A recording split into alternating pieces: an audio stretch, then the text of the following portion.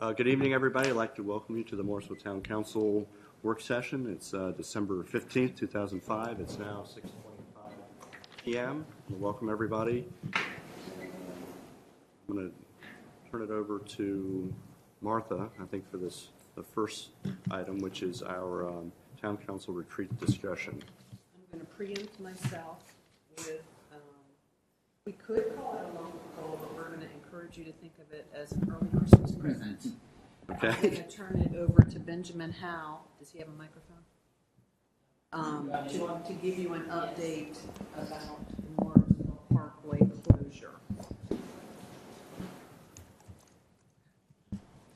I spoke to DOT late last week, and they are currently planning to begin the closure January 7th instead of in February. Good news is it'll be open sooner. Yeah, I guess I should have started with that. Well, I mean, they talked to us about trying to start it, at Christmas time, but we pushed them back to January 7th. So the closure is beginning in January 7th, which is a little bit earlier than what we had expected, but staff have met today and have actually devised our public outreach plan using a lot of our standard methods of communication and adding some more to it. And with that, I'll let Stephanie take over and review the outreach plan that we've talked about. I'm right here. Thanks, Ben. That's out for me. Good evening. So as Benjamin mentioned, we worked on our outreach plan. Most of these methods will be rolling out this week.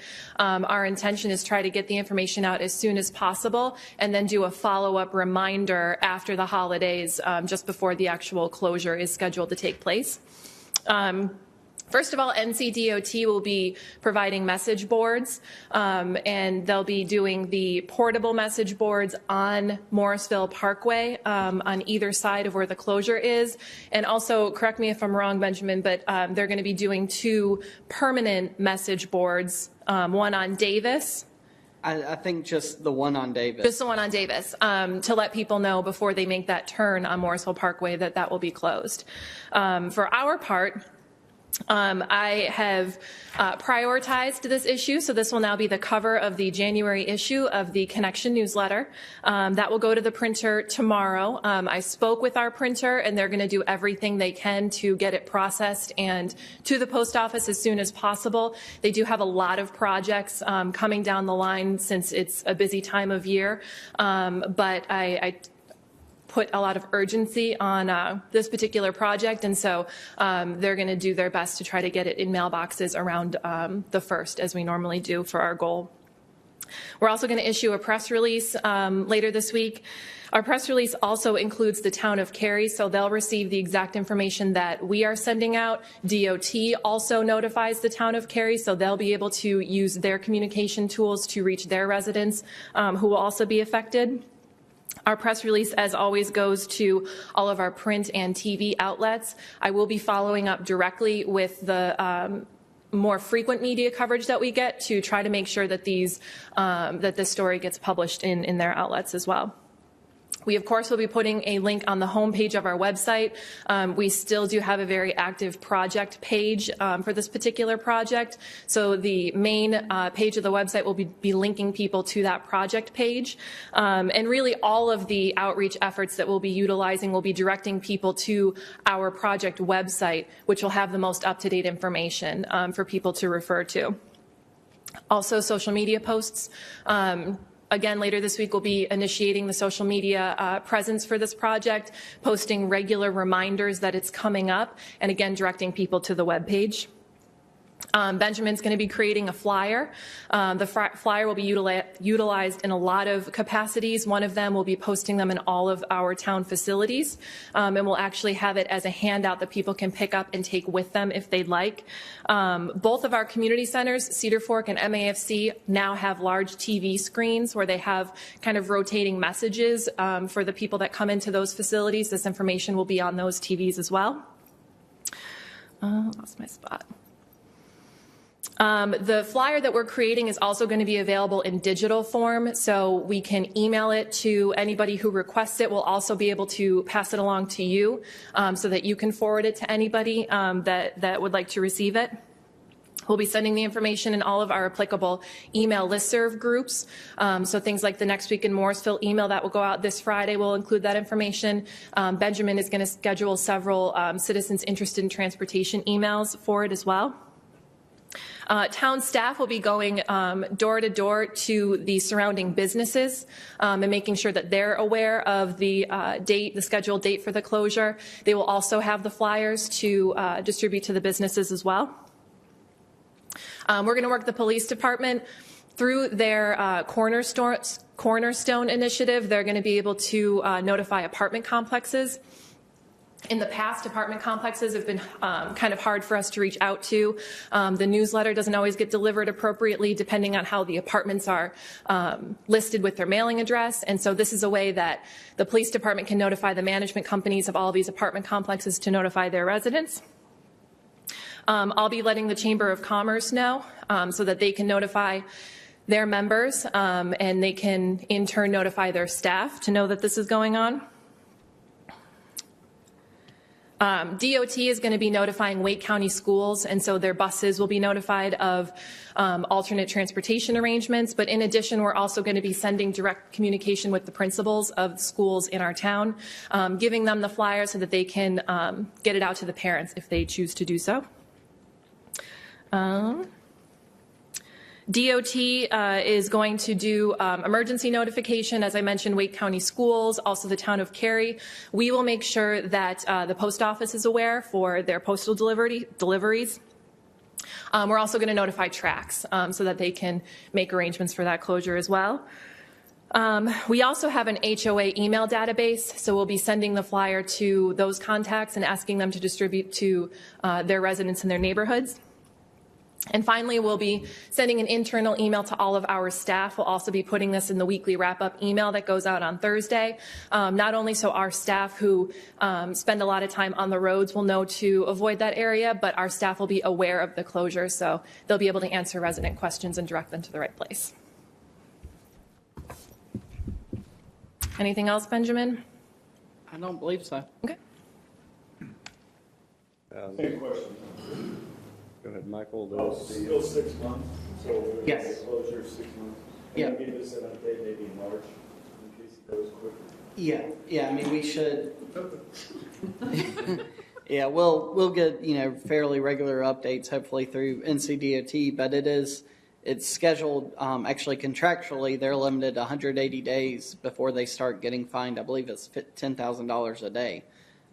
So the contractor will be moving quickly to try and keep it into that. Of course, the one change could be if we have a really bad winter, then that could affect the schedule and that they would be allowed at that point to have the closure extend past 180 days. One other question, then. They're moving it up because we didn't think it was going to happen until February. Right. So things are going good, I guess.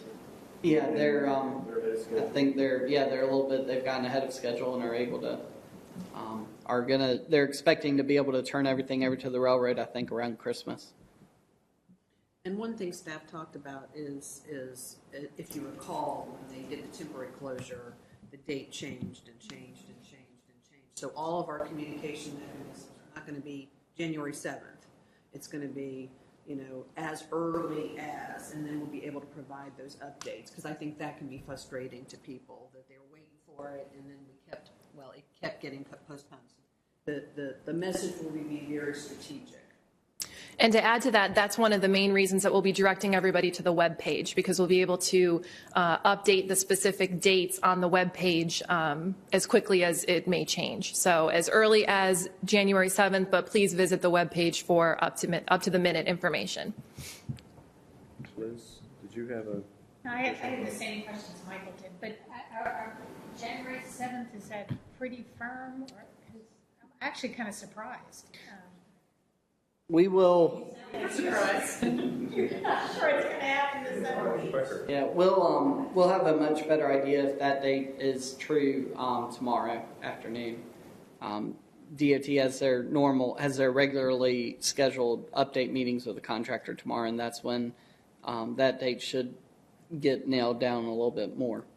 Yeah, I mean, Benjamin got the message yesterday, and we met today. It's a problematic time of year. People are gone. The communication mechanism is just going to be tougher this time. So that's why we kind of are jumping on it. Steve? What about, we didn't hear this, there was a staff's contact in businesses, but I guess the Kendall and the NAFC staff would be notified of some of the contractors. There's tennis and swimming and different classes going on, just so that instructors aren't coming and then they can't charge them to come around every day. Yeah, one of the things that we talked about in our meeting is making sure that key staff are aware of the closure and the details of the closure so that they can notify any potential contractors, any class participants, any program participants, so that they can get the word out directly to those resources. Satish, I just got to compliment you. That's a sharp-looking shirt. Oh my gosh. I'm going to say, like, as Mark was saying this time to you, I've seen a lot of people sponsor through Facebook. Mm-hmm. It's good to have it, but people don't watch it till it's a sponsored thing. That can be done 4 or 5 times. Yep. People see it more effectively. Yeah, the great thing with our social media accounts is that I have the ability to schedule posts ahead of time. So even while I'm out of the office next week, I'll be able to schedule regular posts to remind people. And like I said, we want to try to get the information out as quickly as possible, but we also want to have time to do a reminder just before it actually happens. And so if people didn't see it the first time or forgot about it, then they'll see it right before it happens. So, like, one more is, this is a federal thing and they're paying, right? This flyers and all these things cost, but print cost is to the town, or? It is. Mm-hmm. It is. And we. Until I'm just asking because that's a lot of. Good try. It's a lot of. But it's one of those decisions that the goodwill it does create trying to reach out is worth a little bit of expense. The digital will probably be more effective this time in particular. Mm-hmm. All right. Thank you, Benjamin, for that update. And Yeah, Stephanie? we talked really too last time. There's really 2 pain points that we have. The first one is what the heck's going on here.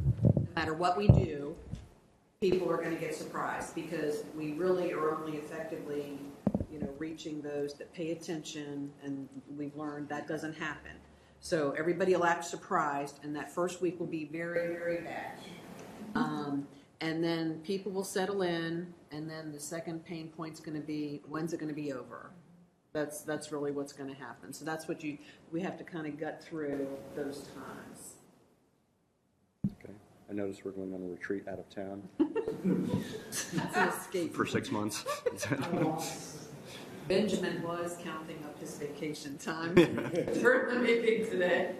All right. Well, thank you all for those updates on that. On to the retreat. Thank you. Sure. This meeting is your meeting.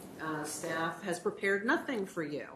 Our goal, and I tried to sort of foreshadow it in the email, is we'll have some finite amount of time to spend together at the retreat in New Bern. And Stephanie and Aaron are going to go over some of the logistics of that. What staff is really interested in hearing from you today is what are the topics you want covered? And that could be in the retreat, and we schedule those work sessions. And we want to just make sure we're capturing the topic content so that we have time to prepare. We're able to put it into an agenda for you to come see which ones are better time spent at the retreat versus getting an update in a work session type of item. Not to really get into the nitty-gritty tonight, but just the topics you want to cover so that we can start fleshing out an agenda for you to consider. Okay, so it's really up to you. We're capturing. We've got multiple people here capturing. A couple people are here to answer basic questions, but it's really not to regurgitate the topics right now. Stephanie? Oh. Thank you. So for the 2016 retreat, we will be going to New Bern. We'll be staying at the Doubletree Riverfront Hotel. It's about 2.5 hours away. As of this point, we have meeting space reserved. We have hotel rooms reserved for both Friday and Saturday nights. We don't have any details arranged at this point in terms of meals, meeting room setup, activities, those types of things. We'll have a better idea of those plans after the meeting tonight when we start to flesh out an agenda. Aaron's going to talk about a couple of activity options that we'll be looking at once we know what our timing is more specifically. Kind of as Stephanie said, we really didn't plan anything ahead of time because we would rather take some direction from you all and determine kind of what time's going to be left for outside of really kind of the main retreat discussion. But really we kind of just did some searching to see what was available, what was going on in New Bern, what's going on in Craven County the weekend that we're going to be there. So there's some events with their local arts council. They have a Smokey Robinson tribute event that Saturday night. So that's a potential option. I know that I've heard several people mention the Chef's Academy outing that you all did. So we could potentially find something similar to that. But really, again, just waiting to hear some feedback from you all to see what sort of time allotment there is. Lots of restaurants in that area, lots of history in that area. Tryon Palace is within walking distance from the hotel that we're going to be staying at. There's some historical gardens right around that same area as well. So lots of opportunity, lots of options that we can explore. So we're happy to do that with you all.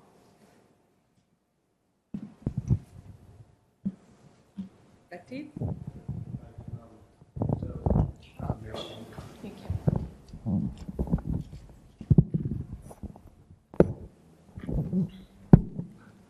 All right, so we can just kind of go around the table. Let's talk about, before we get into topics, just as far as overall logistics and feelings for any of the things that were just mentioned. Let's kind of do that piece first, and then we'll go around and hear kind of things that you all want to cover for those basically 2 days, and then we'll kind of take it from there. So. TJ, I'm going to let you start. And again, this is more around is there something down there you'd like to see or do while you're down there? I really like the Chef's Academy, for example, or any kind of team building exercise. Like the NCLM was nice. They had that concert, but it was a lot of not interacting. It was just watching. I'd rather us do something as a group because I think those are more fun. If they're having a scavenger hunt down there, putting us all in a van, something like that would be fun. Just, I'd lean more towards something like that. Or a dinner out, maybe with some singing, guitar, something like that. That's always fun. Yeah. Karaoke would be pretty funny.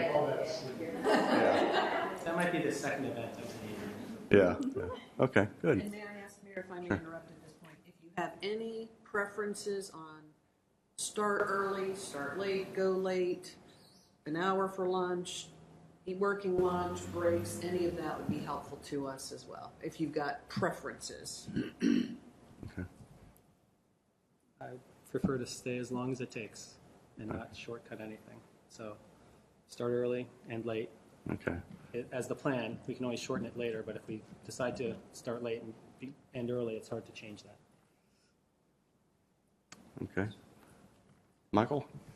I was just pulling up things to do in New Bern. Okay. you want us to come back to you? But I do think that's all about building. Yeah. I like history. I mean, the history there, the original governor was there. There's some, That's right. state Yeah. camp. Okay. So I could walk around and look at that kind of thing. I've looked at it before, but it's kind of, the old. But I'm up for anything else, that's fine. Okay. I had a question about what time of day do we leave in the morning and then you plan on coming back? Well, one of the things we'll have to decide is how many staff go, and that's going to end up being fleshed out based on what you want to talk about. We're remembering the feedback from going away 2 years ago. So what you did was you got up real early and went. So a go on Friday, an option is to have an event that evening, and then we hit it, fresh Saturday morning, could be an option. And then the time at the end of Sunday, you're just burnt out. That's not a good day to go as long as it takes. You want to get back home. And so your meatiest day is really Saturday. Okay. Good. All right. Liz? I like the location. I've never been to New Bern. That's been on my Oh, list. wow. So You're good. I may need to go early. So anyhow, the location's fine. I guess are we thinking about carpooling? Remember the last time we did like the bus thing? And that actually I thought was really fun. The bus driver was very dicey, the one we had. We anticipate providing transportation, just haven't, until we again figure out if we need a bigger bus or multiple or whatever. Shorter bus. I thought that was really helpful. It was for really us. cold is what I remember. The bus was. Right. So if that's in the plans, fine. If not, that's fine too. I like the idea of doing some kind of team building exercise, whether it's a part of the day on Friday or Saturday, or if it's the night before or Saturday, whatever. However that all works out, I think that's important. Besides, I'll leave the logistics up to you all. All right. Vicki? I actually anticipate taking Friday off, so I'm up for any time we want to leave during the day. Other people might have different obligations and so forth. I haven't explored New Bern either. I love history. I would love to have a walking tour of New Bern, kind of see the ambiance, understand what attracts people. There's old architecture and there's kind of a new balance, so that would be interesting to see. I think team building would be best on Friday because that'll kind of get us warmed up for the Saturday productive day, but that's, I'm okay with Saturday, but I just sense it'd be building more naturally if we did a Friday night event. And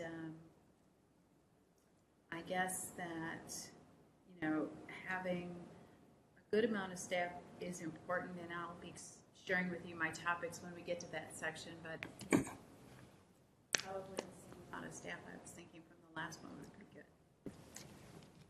All right. Steve? Yeah, I was just curious. I do look forward to seeing Oh, boy. I'm in trouble. and other than that, no, I mean, I think that's it. Just I guess any details you can share on carpooling. Okay, good. Satish? For me, like the 2.5 hours on Friday is it's better to go. We have to logically half day or full day, I don't know, but I would like to go as early as possible on Friday so that at least have something to do. And because I got a hard deadline, I got a 6:10 flight on Sunday to London to India, so I had to take a 2.5 hour drive back. Around 11 o'clock to reach around 2:30, pack my bags, fly. Actually, it is, I think, deep sea fishing. Deep sea fishing. I like that man right there. I knew there was a reason I liked you. I can't afford it otherwise, so let's go.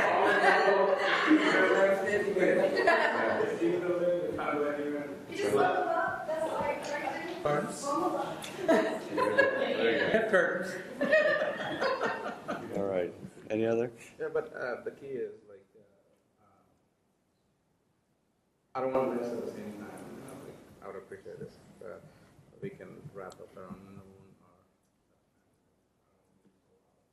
or if it's going way into Sunday.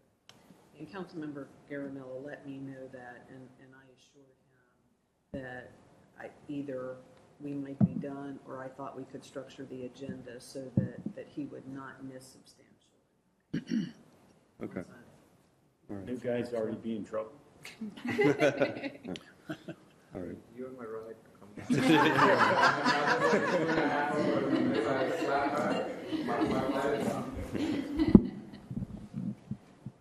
All right. Anything else? Okay. I know I would prefer that the first event is the Friday night event, and if people want to go down early Friday or whatever time they want to get down there. I just have a problem with work that I cannot take off. If I can leave here at 2 or 3, that would be I'll be lucky if I can do that on Friday. So, but I still think even with that, we could have whatever the event is Friday. I just picked a very full day Saturday. Sunday, I think we all probably want to check out we probably want to leave after lunch, get on the road. And if that means doing meals while we meet or at our seat, whatever is most efficient. I like the idea of New Bern's a gorgeous town, and I think it is worth doing. I would love a walking tour also. I've never been to Tryon Palace. So I would, given that it is the first capital in North Carolina, or the United States, right? The United States or North Carolina? At least North Carolina. What? It's certainly on the road. Yeah. Oh, okay. So anyway, obviously I don't know the history, so. Well, and I actually been to New Bern a couple times. It is very walkable. Yeah. Barring some weather things, it's got a very nice, quaint downtown right near the waterfront.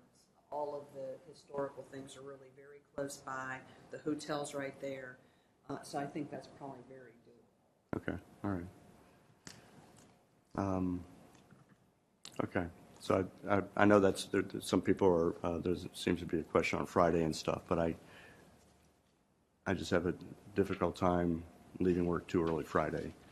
So, all right. Does that give you enough to kind of go with? Okay. And team building, whether it's a structured event of some sort or as easy as a cooking class or something, or even I think just walking around actually does a lot of good for us to bond and to team build that way. So, but whatever you can come up with is fine. Okay. Any other things, team, as far as logistics right now, coming, going? And whatever the carpooling or shuttling is, whatever those options are fine. All right. Okay, let's talk about things that you want to cover while we're down there. And is there anything right now that the staff is like, we really have to talk about this on retreat? So we can kind of check that off our list. Is there anything? I think that my guess right now would be that might be the right time for you to be talking about if you want to be spending fund balance. I think that we'd be giving you some major project updates, the McCrimmon Parkway and the Crabtree Hatcher in particular. You will have your CIP discussion that could be funding related. We're working on compiling a list of the other larger ticket type items that you might want to consider, so that you're looking at everything, not piecemeal. I think that information will come together most effectively to have that conversation at the retreat versus during an in-meeting work session. Sure. Okay. If you want to be talking about bond referendum, I think that would be a time to talk about that. Depending on where you go with your CIP, that may be a time to continue to talk about the CIP, depending on where we were going with that. We think we'll have more information probably about the budget projections and the revenue neutral rate at the retreat rather than in a work session. Am I missing anything major that we've talked about? The biggies. NAFC update may be retreat based. Yeah. Okay. And that kind of goes along with bond issuance and all that other kind of stuff. Okay. All right. So we had fund balance, discussion. I think some of that has to do with your cash flow you want to talk about too. A more robust discussion about CIP.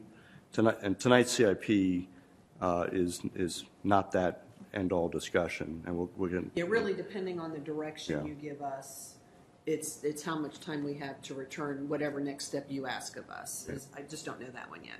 Bond issuance, the revenue neutral calculation from the recent revaluation, Morrisville Aquatic Center discussion. Okay.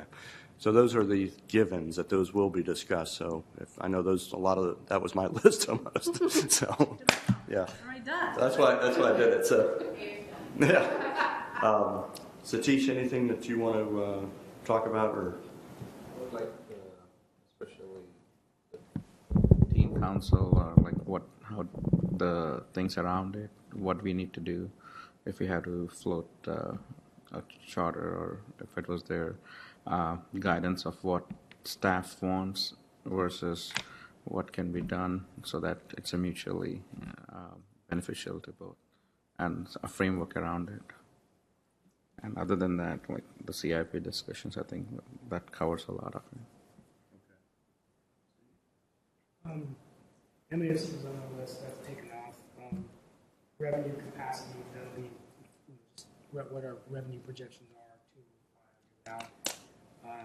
Transportation, it's always good to look at where we're making progress and where we'd like to continue to invest. Can you talk about the transportation plan update? Because I know that's something you're going to do. Is that part of your Transportation. Yeah, I off the cuff without having talked to Benjamin, that's probably a good work session one. Okay, all right. The one thing is, as it relates to technology, maybe I know that staff's been working through network assessment, but I've got some ideas I want to share to your team around some of the tech stuff. But I mean, I don't know whether it's a major topic to discuss. And then let's see, the other one is I'd like us to sort of evaluate, and maybe it's not during this retreat, but we've talked about CIP funding in terms of bond referendums, but what are other viable kind of CIP funding models that we can think a little bit out of the box so that we have... Okay, it's part of the discussion. I'd like to talk a little bit about economic development and sort of our relationship with the chamber, and don't want to get in the weeds, but just want to sort of know how that's going. And we've never updated our incentive policy in a long time. I don't know, we're not going to do that this retreat, but something to look at. And the final thing is legislative strategy. What we're going to be doing going into the short session and what kind of a plan we're going to have. So that's about it. I have a list of very long. Well, so on that topic, we already know kind of the bills that may come up, right? Play, session-wise. I think that's relatively true. Vicki. Yes, my list is not as long as Steve's. However, there are some overlaps.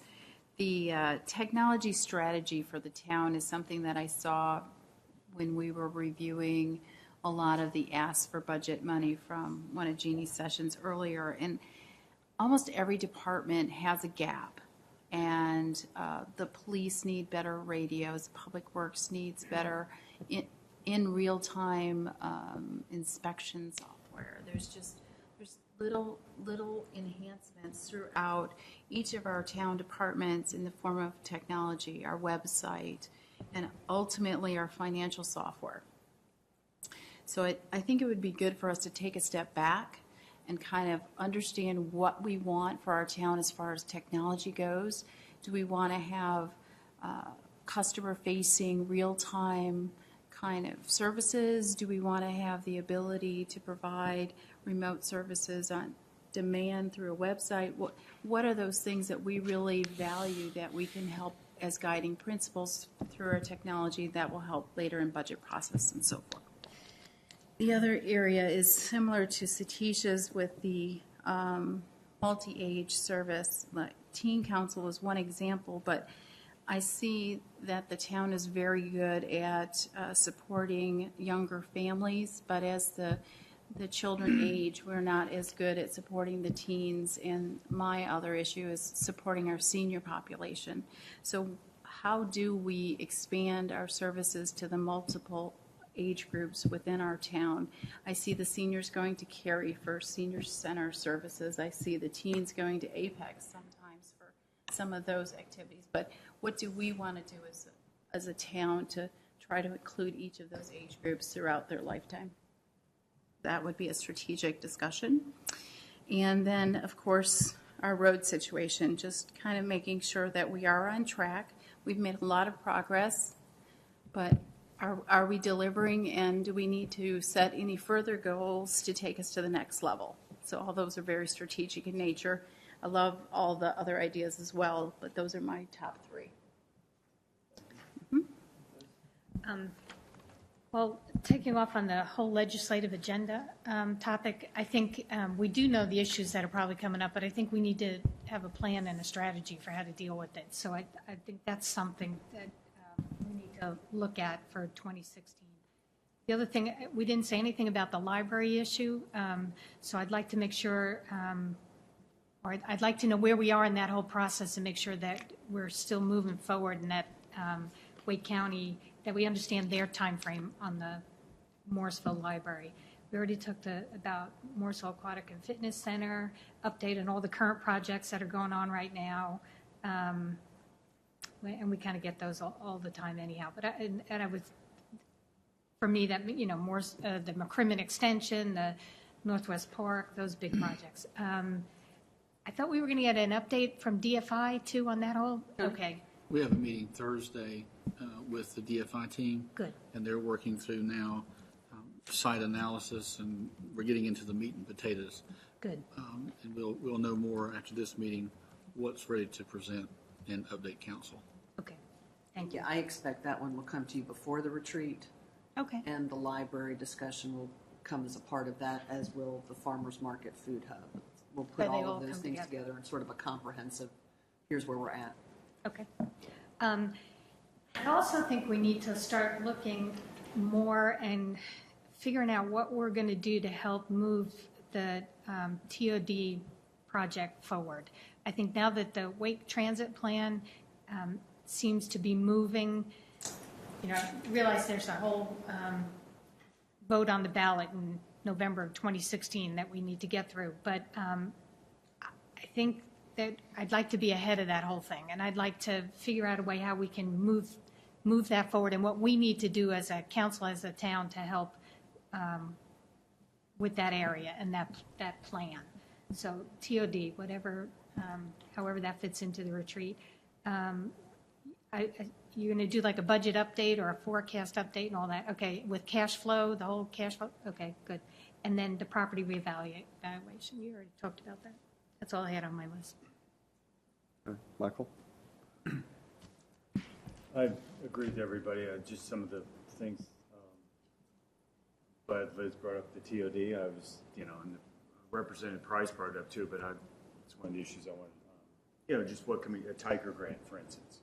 Or I would say also anything we can do, if it's money, trying to get those 2 extra lanes across the railroad track sooner than later.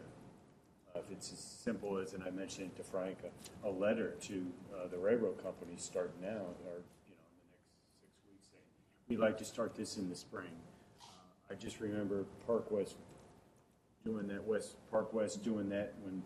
Remember how bad 54 was at that intersection with Cary Parkway, and you'd come up, it'd be 2 lanes, nobody could make a right-hand turn. What we're doing out here in front, I think, is great. So that's all I'd say. Anything we could do to get that done first, I think. The public would love it, because that is a nightmare there. It's only going to get worse now with the railroad crossing. I thought maybe going over, and it wouldn't take long, but just town council guidelines policy, just an update. Kind of I missed it. I had it. Thank you. Yeah, just some of the rules and whatever.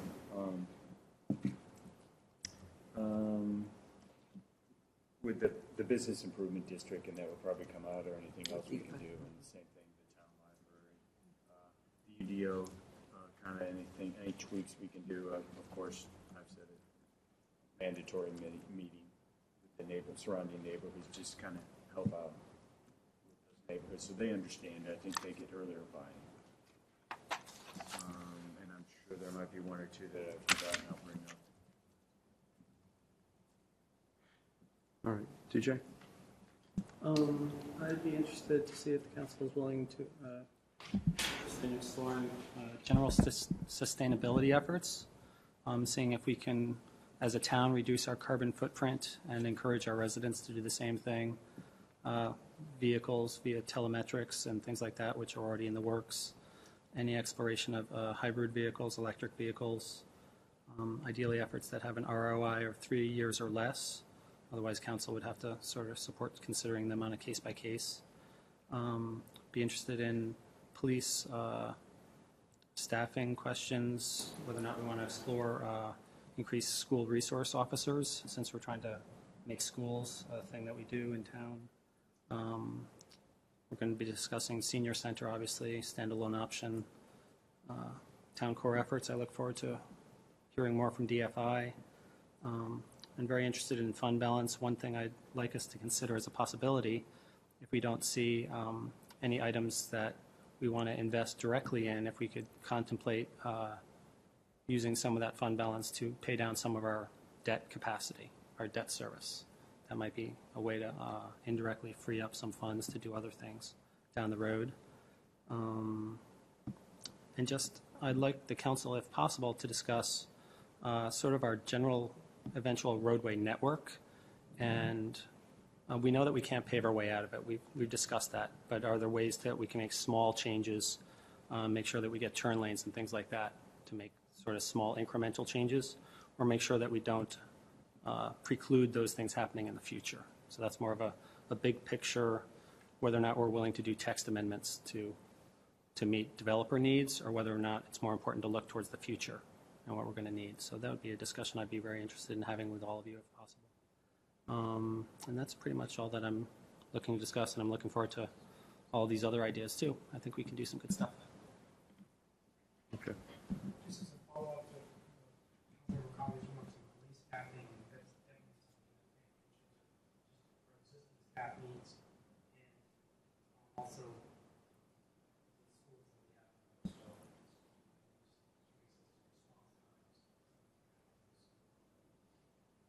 And I meant to mention also that the staff's already doing a great job with customer service, but if we can sort of make that a council direction as well to really try to do what needs to be done to enhance that, to do even more outreach and give them the resources they need to do that.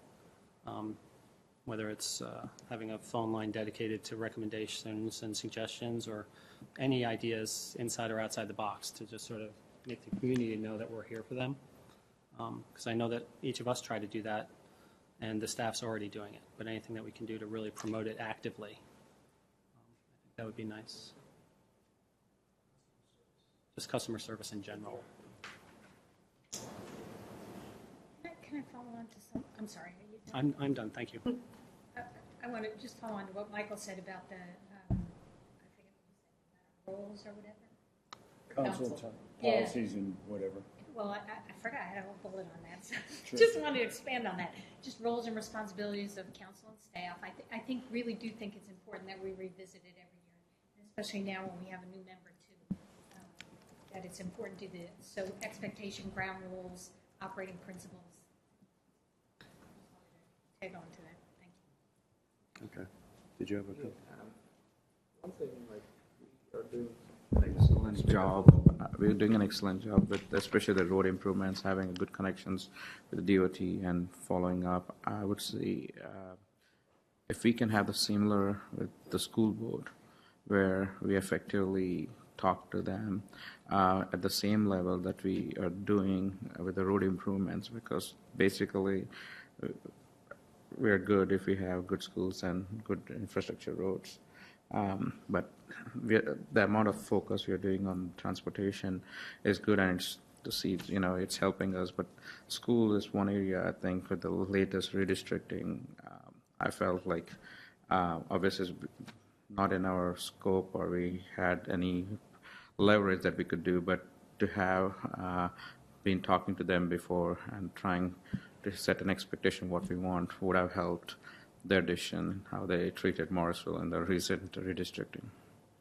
Almost a legislative agenda to the school board and the Wake County Commissioners rather than just the legislature. Or just plug in with the school board members. Build a relationship. I think we have very good with, Steve started, and now all kinds of good things are happening, which is good. But somewhere, I think the same kind of thing we have with the school, because somewhere our representative, we tried, but didn't work. It was too late in the game, and almost every of Morrisville was affected. Had mixed results. So thank you, TJ. We did get some reversal of our reassignment, but we did not get the majority of our requests. So having a stronger voice, a better connection, a shared vision with the school board would probably be very helpful. Those are all really good ideas. Tony, I do have a question about the town center DFI work. At some point, we're going to put RFP out there to a group asking them to come join us and build a town center. But before we do that, we have to have a real good idea internally of who's going to be on that site. Is that all part of? It's part of their scope. And they'll be evaluating the site, what type of a project can go on there, what that project might look like. They're going to be doing the financial review of that to see the viability of a project. It's not just, well, you could put this or you could put this. It'll be more specific than that. So, do you think that will be discussed prior to the retreat? We will have a good idea at our Thursday meeting where they are in the development of the site aspect of it. We anticipate we'd be able to have some information to you either prior to the retreat or at retreat. So maybe a placeholder for discussion, whatever.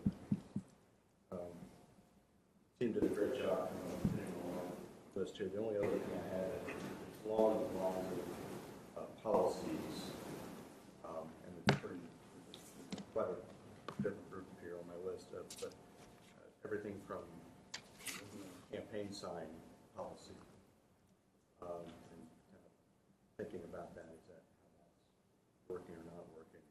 I know there was some thought about redistricting now that we have a new census. Is it a requirement? Is it nice to have? What does all that mean as far as redistricting? Is it required? If not, would we want to do it? And then things as simple as small as us suspending the rules. And Frank mentioned he'd like to do away with that. I think we'd all like to do away with that. But what is that? What do you do in place of that? Or what is it that we do? So, in addition to what everyone said, there's a couple things about alcohol policy.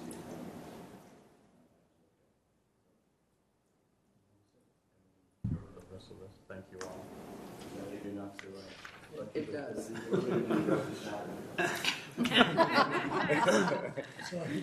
So if I could, just sort of setting expectations, there were strategic discussions that council asked for, and then some fall into we need an update from staff, so that'll influence sort of what goes on the agenda. A simple update is much more probably effective here than the time that you're going to use to interact and talk about these things with each other. So just know that that'll influence. One of the questions I have that when we went away last time was there were some topics that we covered that council got real involved, and we really frankly just did not have enough time to talk. And so everything got delayed and pushed. Give me some guidance on whether you're going to want hard timelines or flexibility to continue a discussion, or do you want to end and reschedule a follow-up conversation. Don't really even have to tell me that now, but it is something I think you should think about, because some want to stop at a point and some want to continue a discussion, and it influences all the other important things that you want to talk about. So it's just something I ask you to think about as we bring forth some ideas and try to schedule some time slots for those. So as you see a draft agenda, you may say, we want to go ahead and schedule more time in here, or just some prep. And what I expect is staff will work behind the scenes. You might see this draft agenda around the first meeting in January. We'll have several times to work on it. Staff will already know what we need to start preparing. Okay, fair enough. Thank you. I didn't hear any discussion of a facilitator or anything, so I assume we're not considering that. We can just sort of do that ourselves. I had not planned on a facilitator this time. We can handle Just that. trying to balance some cost. And when we held the retreat here last year, all of the funds we sort of reserved for retreat went to the facilitator. It's a choice. It's a choice. Heather and Steve. Mm-hmm. I'm comfortable with that. I think we're good. Bring it up. Okay. All right. Just for my information, I would recommend with town council. Do we have like a list of all the town-owned land and what it's planning to do in the future, or is it marked for something to be done, so that at least that gives an idea of what are the options you have? So yes, we have a list. And I think what we could tell you is what's been talked about for use of those lands, Yeah. or maybe ideas, but of course the use of that land comes back to council to make those decisions. And absolutely, at least to see what all the options. Okay. So I guess maybe if you could get the list out, and whether everyone needs it or not, I guess you could just send it out to everyone, and then if there's more information you need, you could always schedule a meeting, one-on-one or whatever. Did So. we include that in the, I think we may have actually included that when we put together the town center binder, so Yeah. I think I need to get you a copy of that binder. Okay. Take it to India with you. Or get it- Yeah, there you go. Carry on. All right. Just to- Yeah, go ahead. I think I know what weekend we're going. I still have two weekends on my calendar. It is the weekend of the 27th. 26 through 28. Ready the 20th? Yes. 20th is Yes. great. I don't know why I kept that on.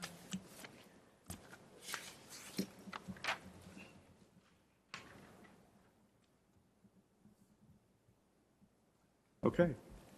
Thank you all very much. Next up is CIP ranking discussion, facilitated by Jeannie Hooks. All right, I'm just going to stick this over here. So who had fun scoring their projects? I know I had fun actually reading over them and looking at them and saying, I'm not surprised. I was in class and I actually saw that. It was fun, I thought. All right, so I'm going to just use a slide really to go through really quickly a few things. I will not be talking about every one of the projects and their scores. I'm going to leave that up to you at a certain point and very shortly for you guys to talk about which ones you want. There are a couple of projects that staff probably wants to touch on just for some points of clarification, but let's get going. Had not put a time limit on this, but how does 30 minutes or less than 30 minutes? Do you need more conversation time? Always have to put the plug in for less than. This is not our last discussion. No, and I don't want you to feel pressured because I do feel like you made great progress. So what you did to individually assign your scores was a huge step. And I was told by the budget director and Carrie that they haven't gotten there yet. So you guys are one up on Carrie at this point, which is a great thing, right? So 30 minutes good? Everybody ready? Okay. So our general objectives that we're going to kind of go over real quick so we can get to results, follow-up, and discussion. Summarizing council, your ratings. We're going to overview of the other ratings. So what do I mean there? That's that CIP review team. How does that look in comparison? Results and follow-up. That's where we're going to talk about a few things. Staff needs a couple of points of clarification on a few projects. And then we're going to let you guys talk as a group amongst yourselves where do we go from here? Where do you want staff to take this at this point? How can we help you? It's all about the baby steps. So summary of your council ratings is you agreed on a particular method, 1 to 15 in this case. It started out as an individualized exercise and it went to a group, a cumulative score that produced your council rating. It's transparent, so you can all see how individuals voted, what projects they were most interested in. It also, I calculated for you voter frequency. And what do I mean by that is how many councils voted for a project. So, you know how we always have your vote where 4 or more, something passes? That's really what I was intending for that, to demonstrate. You agreed that you wanted this information prior to the CIP review team's ratings. So you wanted to do this with the information that you had at this time. So what does that look like? If you remember at one of our meetings, I talked about this particular method. If you kind of looked at it on a linear scale, how do those projects fall out? This is one way to look at it. You can also kind of see this maybe in buckets. Buckets of one bucket is projects that received votes, and then the other bucket is projects that didn't receive votes.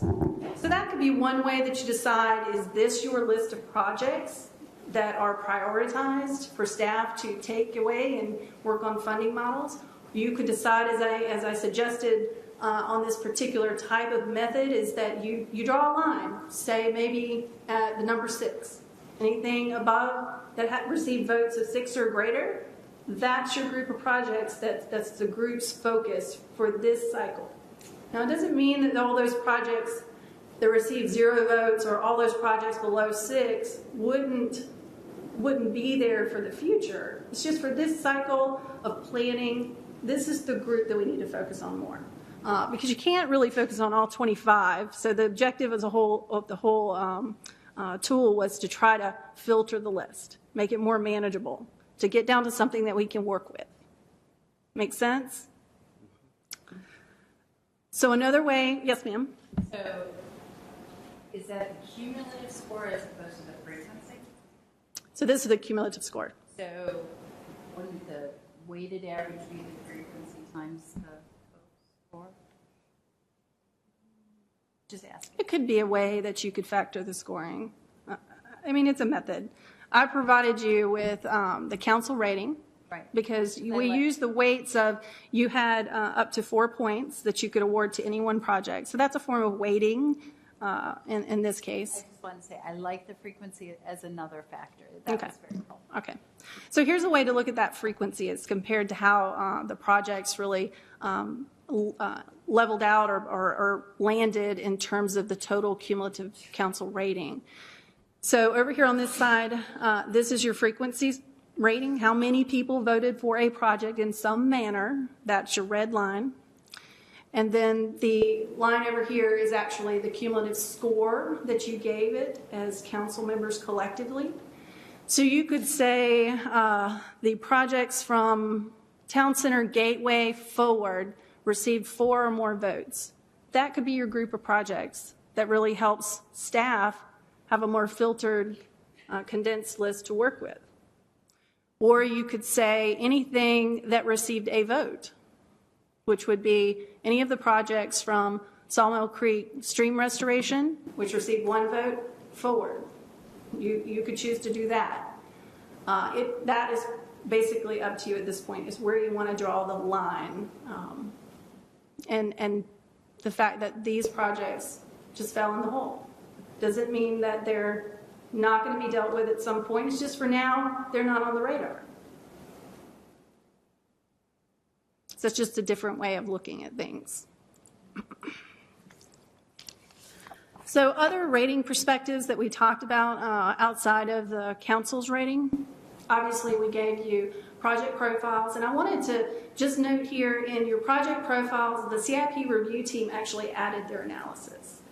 We really spent a lot of time talking as a group, balancing funding potential, other current situations where there's sidewalks on the other side of the street.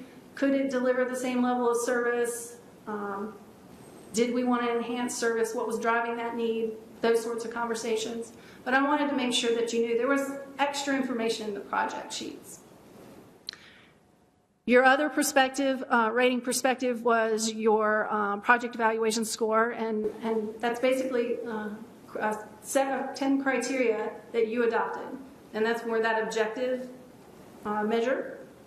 It's a project merit is another way to say that. And then, of course, the CIP survey. This is the community telling you where they want to invest their dollars in strategic areas. So do they want you to invest in roads? Do they want you to invest in parks? And so forth and so on. Not project specific. And I picked a bad color there. Sorry. And then, of course, the new thing here tonight is the CIP review team's rating. We focused on assessment of service level, impact, and the urgency of need. We wanted to make sure that we added value information, added information that was a different way to step back and look at these projects. And the team got together, and these are the types of scorings that we agreed and defined. So high level of service, impact it's an essential service delivery. It has an essential service delivery impact, quality of life. Medium means that it's not as essential, but it does contribute and benefit service levels. Lower, of course, is just something less than. And then urgency of need is when do we see or feel that this project really needs to be, to start planning for these projects to hit the ground. Do we see them in the immediate, short term, or long term? Just to give you valued added information for your decision making. Just another level of perspective. You can look at things in many different ways, and there's value to that. So results or follow-up. I'm not going to bring up the list here. If you need a list of the projects, I have a printout. Does anybody need that for look? No? Do you need one?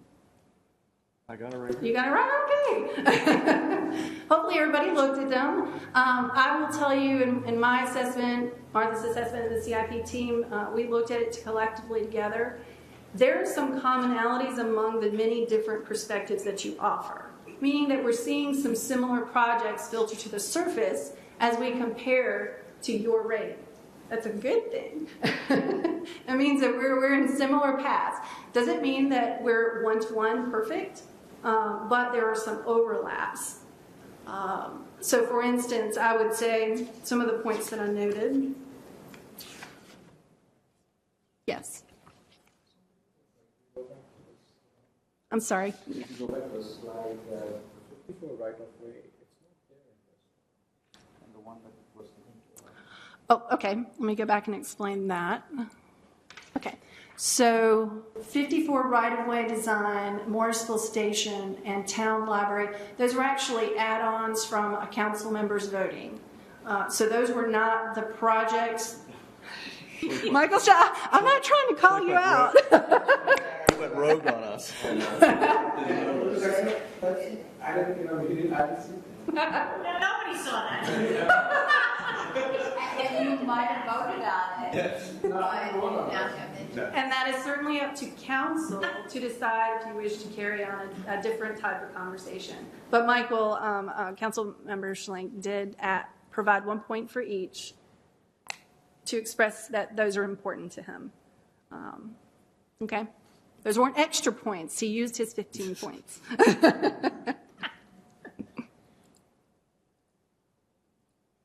Okay, so commonalities. What are some of the things that I actually noted when I looked at it is in your voting in particular, you had a concentration on parks. You were pretty heavy on investing your dollars there. That's what you were expressing when I look at the data.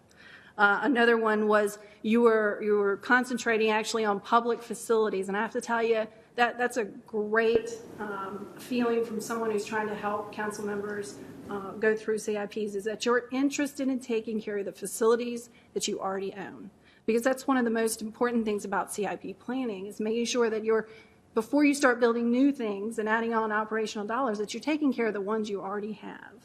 It's a fundamental key component of CIP planning. So those were the two concentrated areas. And then, of course, you did have interest in a road project. But maybe the explanation there is that you already have big dollars concentrated and invested in a large roadway project that will be working for the community and hopefully in the next few years. So it makes sense to kind of balance what you already have with what you want in the future with some other investment areas. The citizen survey obviously supports your vote of parks. That was a strong area of their interest of where they want their dollars invested. Another assessment was typically for citizen surveys, there's not a lot of interest in the public facilities side, but that's where the elected officials have to come into play, knowing that it's important to take care of those assets. They're just not pretty, they're not feel good, not quality of life, don't have that immediate connection as parks do to citizens in the community. So typically on surveys, we see those public facilities kind of fall to the bottom. So the majority of your votes, you actually identified 7 specific projects, Public Works being the highest rated one. I believe the second one was your historic Christian church parking lot. Again, you had a big concentration on taking care of your public facilities, maximizing what you already have. So I thought that was really worth mentioning.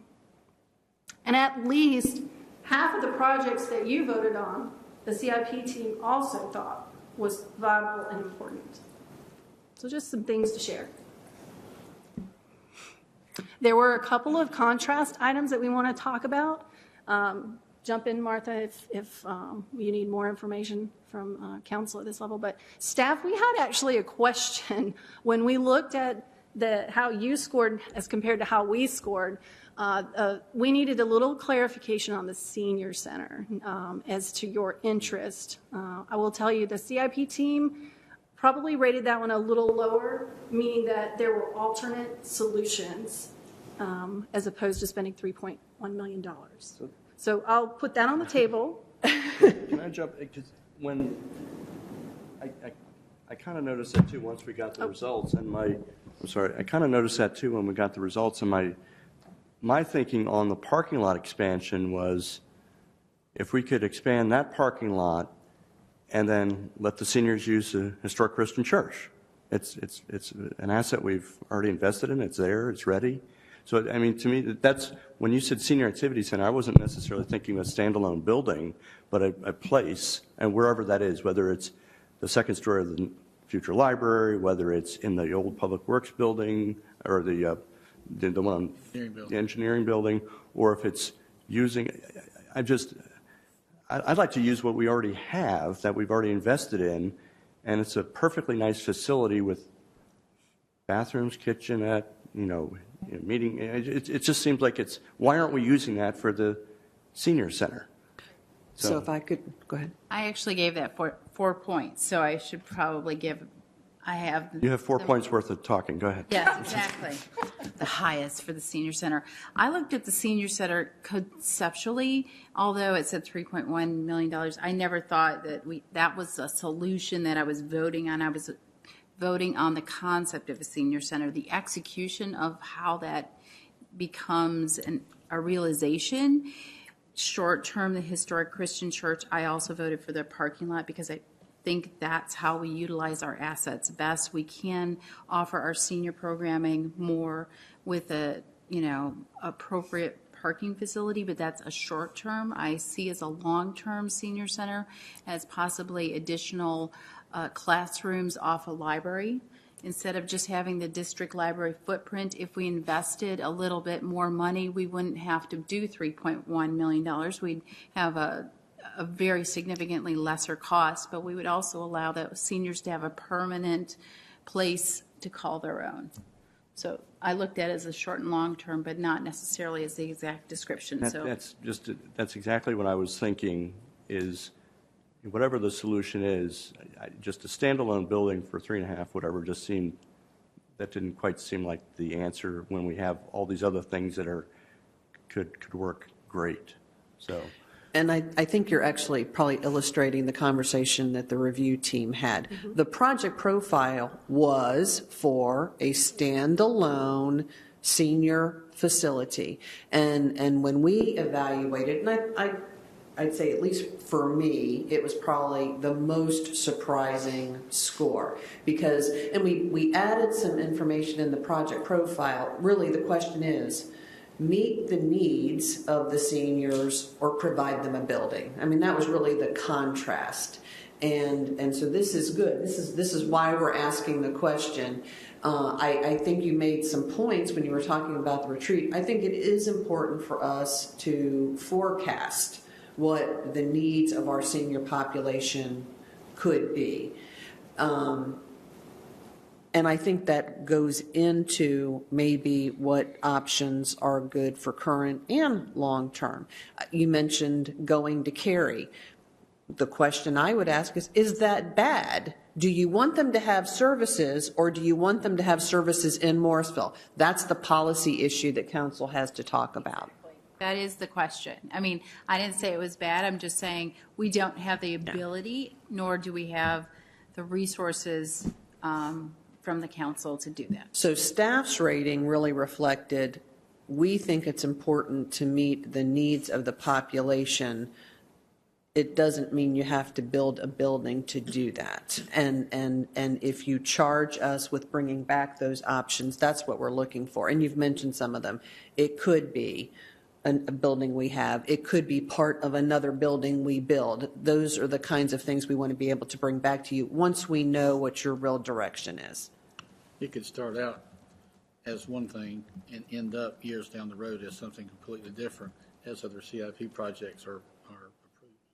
Right. I just don't believe we should wait until we have the solution. We should incrementally grow with that. And I think that's the challenge is right now the dollar figures of the projects do limit us to a certain extent of what we can immediately move forward on. I mean, I'd like to have a larger senior center, but it's better to start with, doing the parking lot and have one. But that's, the discussion I think we need to get to eventually is what is a better long-term financial model in addition to just bond referendums for doing more of these projects? Is it taking a percentage of our fund balance or percentage of the revenue that we collect and investing it in a CIP fund so that over the few years it would grow and then we would have more resources to dip into? And so $3 million may not seem as much if we build that over time. So I think that's more of a high-level discussion, but I think it would get us to a position where So you've actually given me a great lead in, if I can talk a little bit longer. What we've talked about throughout all of these CIP conversations for 2 years is developing a plan. It's not a budget appropriation. It's not you have to do this, but it's a plan. It's a way to illustrate how you can make a variety of things happen. If you want a recreation center, but that's 4 years down the road that you would want to do a bond referendum, and then you'd have to, that's 4 years down the road. That doesn't mean you have to wait for maybe something a little less priority, but you've got some capacity to do that. So what we want to do is once you decide which projects you want to put forward into a plan, then we want to be able to show you how you could take that into consideration as a part of budget appropriations, and that would incorporate it's geo debt, it's installment purchase, it's putting some money aside year over year, it's out of operations. We give you that menu of things that you can consider to how to pay for it and to balance it out. And then once you make those decisions, it really does become part of your forecast. You can still adjust it, but at least be planning for more than we'll do this one project and stop and not look at anything till the next one. Is really what we want to bring back to you. So your biggest project is also a large dollar project. You could say, we'll go to bond referendum, and I'd say you will probably want to think about that. A public works facility is not sexy, and while you recognize the need, and we do, the citizens may not. And do you want to be in the position of still knowing you have to spend $7 million on a public works facility after you've had a voter referendum tell you no? So you need to be very strategic even in those decisions. Just my preliminary thoughts. To Jeannie saying the citizen survey, honestly, if you look at the list, the transportation and roads were given the highest. Yes. And I don't know if we can match to that because none of the projects are really any road improvements other than it's part of once the bypass is over, it's a future thing. But saying that if anyone sees it, if it will look like 78% as transportation, we are actually working on other things. Doesn't match up because those options are not even on the table for us because they're all DOT projects. So to use that survey other than parks and few other things, that survey is not as a basis. It's good for like overall, but for the CIP to use the survey, it doesn't match up when I was looking at some of the stuff. And it's really why it was just one of the factors you want to consider. The challenge with the road projects is citizenry don't know it's under our control or not, and they really don't care. So we have to figure out better ways, communication mechanisms, or publicizing what is going on. Stephanie gave you the whole thing so that we're better messengers and not excuse making, but. And I mentioned we're going to try to make sure you have the information about if you wanted to consider putting some money towards a project. Morrisville Carpenter Road is one that's going to come to you. That's not really our road. Council can make choices about that. And if you want to commit our budget money for that, we're going to just try to make sure you know those are large dollars within a budget discussion that you would have. It's just not coming through your CIP portal. I think TJ brought up earlier, we talk about these turn lanes and fixing some of these odd little things we have around town. And, you know, each one of them is, you know, several $100,000 minimum to $1 million. I mean, it's not small money, but it's stuff that we could possibly do if we started identifying them and say, okay, you know, every year we're gonna fix a turn lane issue we have around town that we can, you know, that we can do. But I think, so those aren't ever going to show up on here, but those have huge impact on that. And I would just anyone that would say, why aren't you addressing 78% of this? Or I would say we have a lot of stuff we have done that's in the works that is happening because of that. So while it may not be evident today, there's you know the laundry list of stuff that we're doing. So I would say you should easily be able to have that conversation as to what we are doing to address the number one concern. So. In the past, we've talked about the possibility of having a larger recreation center, which might be able to accommodate the needs of seniors. So that's something also, I think, why the MAFC discussion is important, because we as a council have to give the staff direction on, you know, what do we want to do with the MAFC, and, you know, are we going to renovate it based on the bonds? What if the forecasts come, you know, higher, you know, to renovate it than what we have in cash in hand to invest? I mean, these are all things. So it's a moving target, but I think it's important for us to look at, and it comes down to your model of, you know, is it easier to sell a recreation center? I think more and more people want to go work out. They want to be fit. They want to go places where their kids play. If you look at how successful our park programs are today, our events, so that's just something we need to evaluate. And it also illustrates another thing we've talked about is no one decision you're making is in a vacuum, because a decision on one thing affects a lot of other things. And CIP is really where that plays out. Just real quick, I know TJ and Liz, you both had some points on the senior center, and what were your thoughts about what that looked like? Or Well, maybe I should let TJ talk first, because I was going to say, here's how I would read how this all played out, that a solution for the seniors is important to this council. And so however that ends up being a solution, I think it's fair to say we want to do something to that end. And I haven't heard your comments. I mean, I think there were 4 of us that put points on that. So I don't know if that's fair to TJ. But I'd agree with that. I think my thought was that there is a lot of senior programming already, but I've heard that they would like a dedicated space. So I think that my thought was, in putting points at the senior center, if we could take an existing space, whether it be the Christian church or maybe the Pew House, which would take a lot of money to upgrade some other building, if we could give them some dedicated space. I don't know how much space they would need to have something, and I'd really like it to not have to be staffed. I think that would be a huge cost. So that's why Cedar Fork is nice now, because there's already staff. That's why being part of a library down the road might be good.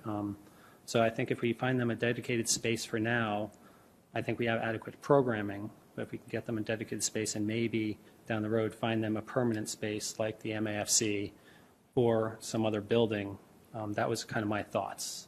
If we could just find them some dedicated space for now, that could meet their current needs. So what I'm hearing, at least, is it's really, even for those that put some points to a senior activity center, it's capacity and space for programs, not a building, that you were trying to illustrate support. Because that's a completely different message for staff to hear, and we want to affirm that. That's why we've asked the question. We want to affirm that doesn't mean it can't be part of something else, but you're not talking about a standalone senior facility being constructed solely for their benefit. Yeah, I was more like a reuse or repurposing of existing rather than construction of a brand new building. Right. I think short-term reuse and all that, but as we see these other larger projects, the MAFC, the library, and so forth, I think we need to re-engage. Does this mean that we can partner the senior center concept with those buildings, or should we revisit the standalone senior center? So I don't want to disqualify. I think short-term, we all seem to be in agreement there has to be some addressing of a dedicated space. How that's executed, more discussion. But the long term, we need to have those larger facility discussions before we can totally agree. So just another good point to remind, it's not a static process. It's not, we're done. We've built into the CIP now a mini refresh and then a major recheck everything, that those would be the points where we would be having those conversations, still with very much, I think, adequate time to deal with more long-term needs. Okay. I mean to say, honestly, when I saw the list, all are in agreement on many things, and that's the best part of it. And to all come to a conclusion, we know where we want to go, but the too many moving dots in the horizon, which are changing, and for any one of us, I'm seeing, is not able to concentrate on what they want the final goal. Final goal would be all coming to place if it is a part of the library, part of the rec center. But my caution is in that process, like I like putting the road like a parking lot. If it costs $1 million, that's on paper. It might be $2 million by the end of when it is done, or 1.5. So that's just a stopgap. Then you spend 1.5, expecting the seniors would go, and then eventually behind it, you'll get the library. You already spent 1.5 here, and that 1.5 could have been spent somewhere else along the real. It's not the final home of that particular place. So these are stopgap arrangements. Are we, like, I want the council to look how effectively that we can go towards the final goal without wasting these small million, and finally do that. I think that's a good point. I would just say that anything we do should have the more of a permanent result in mind. In other words, if we expand the parking lot and it's used for the next 2 or 3 years for the seniors until something else happens, I wouldn't consider that a waste of a nickel, because I know we're going to use the heck out of the church, and it's a much better facility because of the parking lot. So I think of that as an investment in something that's never going to go away. So I understand the point that, oh boy, if we just spent that million somewhere else. But I think in that particular case, it's a much clearer good decision, that it's just going to have benefits for all sorts of things down the road. And it's like when we have this conversation about the, the farmer's market and Public Works parking lot and we're going to do some work there, even if that was to move, I think there's still some benefit of the work that would have been done. It's not all for naught. It's not a waste. I wanted this, so that's what the same. At least the long-term benefit should be there. Otherwise, if you put it in, you're moved away from it. Did that answer staff? Yeah, I think we're clear on senior center, so thank you. That helped us a lot. Jeannie, you want to do Northwest? So the other one was really Northwest Fire Station, and that was that it did not receive any points that I remember, or was low on the scoring, and I guess that was a bit surprising for staff.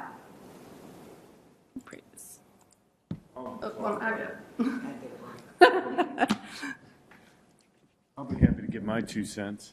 Okay. I mean, just like what we started with the senior center, to me, I think there's options on the table. I know in the 45-page document you gave us, you talked about some other stuff, and I think it was brought out. For me, it's a response time is what we talk about a lot of times. And so looking at that, one of the options is going to carry. Response time would improve by 1.5 minutes on a call. So I look at that as a good thing. I mean, if response time is the thing, I also look at Lewis Stevens is going to be very helpful. By going to carry. What did you? Oh, with the call center, 911. Okay, the 911 going out of Raleigh. But I think that was some of the data that was put out, and we kind of talked about it. I mean, in the previous meeting. If that happens, and I know that to me it's always been about roads. So if we fix roads, we're going to help with response time. So that's where I was looking to come back. I don't really.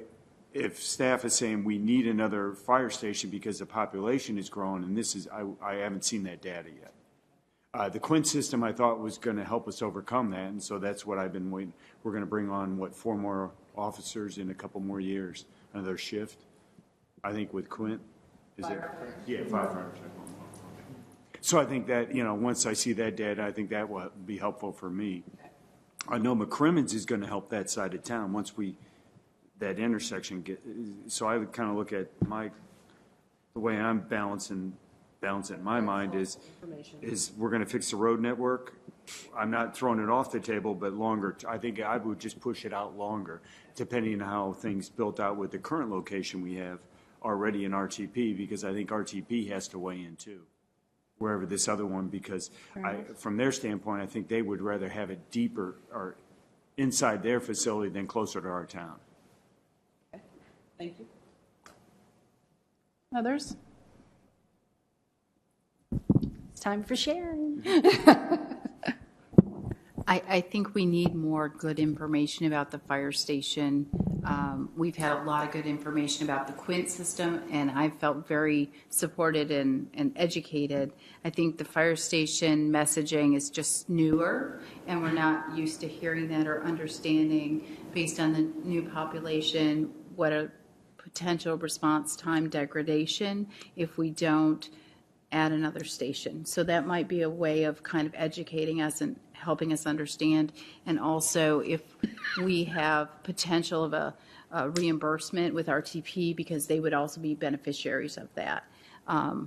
One of the things that I was noticing is there was a potential site that would have been shared with one of the school sites that Wake County purchased.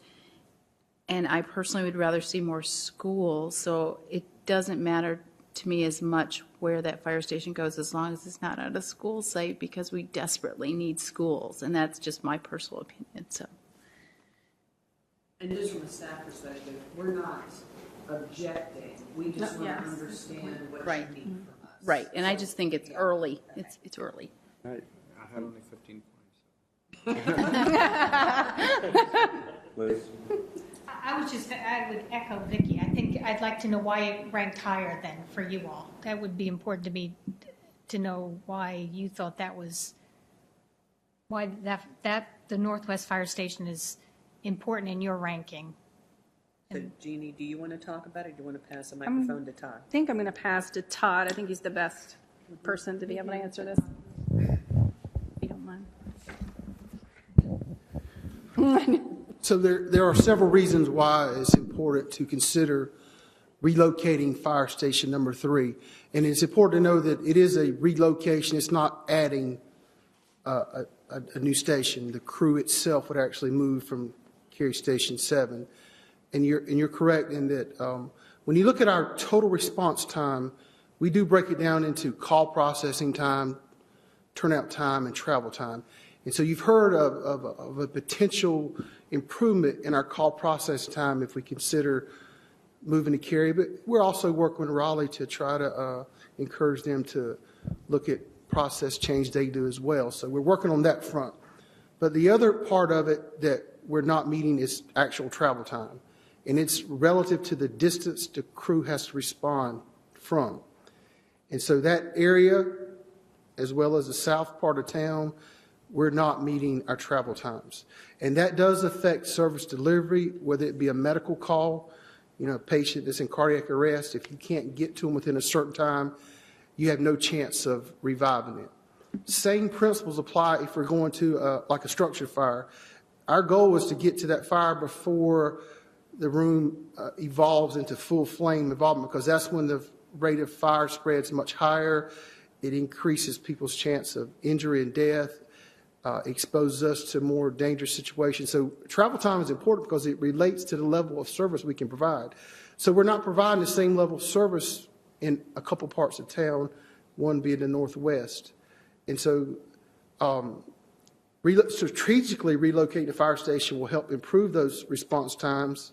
And as said here earlier, we're going to need something more than that by itself. We are going to need to have road improvements done to also improve the time and get to the goals that we have set. And, in simple terms, our goal was to be able to travel to an emergency in town, the actual travel time part, within 4 minutes or less at the 90 percentile. So we're not meeting that in the northwest part of town. And relocating the fire station will help do that. Yes. Chief, is there, so the current Station 7, where is that going away? Would that just be turned over to Cary? It is owned by Cary Station 7, and we co-locate with them. It's also important to know that all that unincorporated area out there from basically 55 to Chatham County, the town of Morrisville provides fire protection, and we do that, also including RTP, unincorporated area around airport. Wake County contracts us to provide fire protection. They pay us almost $800,000 a year for those services. But at some point, all that unincorporated area is going to be annexed into Cary, and our services out there will not be needed. So, at some point, we're going to look at relocating that company to Morrisville anyway. But, the main interest is to improve travel times to town limits. If I could, I think Vicki said something very important about one of the sites, this shared school site, and I too have a little heartburn over that option, and I know it's just an option, and I don't know how serious it is or anything else, but I too would, given the capacity that we need and whatever we can do, with it, expanding schools, even once we get a school there, it's going to be over capacity. They're going to start putting trailers and want to expand. So I just hate to, limit that at all with this.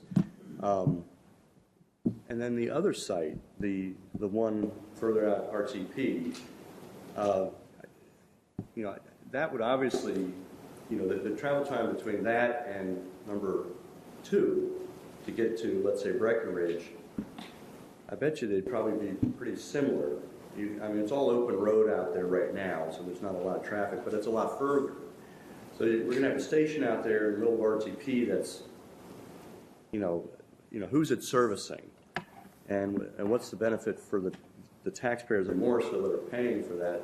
Now, if there's something, if there's a more cost sharing that RTP would like to consider, and maybe that's a whole other discussion, is maybe RTP wants a station. Maybe they really want a station. We say, hey, we have the trained staff that could do it. Let's, we have the people. You guys build it, and we'll staff it. Just let us work and take some Morrisville calls every so often. That's the sort of information I guess I need to Let me give you an update, and the feedback you're giving me now is very helpful as we move forward with potential recommendations. But in terms of the school site, Wake County is in process now of acquiring the entire site from RTP. And they're doing an evaluation now to determine if it's going to be either an elementary school or a school 1 through, I think it's 8th grade. If it's an elementary school, they will not need all the land. But if it's a 1 through 8th grade school, they will need all of it, and it will not be an option for us to put a fire station because they'll need more area for recreation and stuff. So it's really, in terms of our potential, it's up to the school system. Not to say that if they had the land, we would still do it, but we may not even have that option. But they're not going to make that decision until the spring of 16.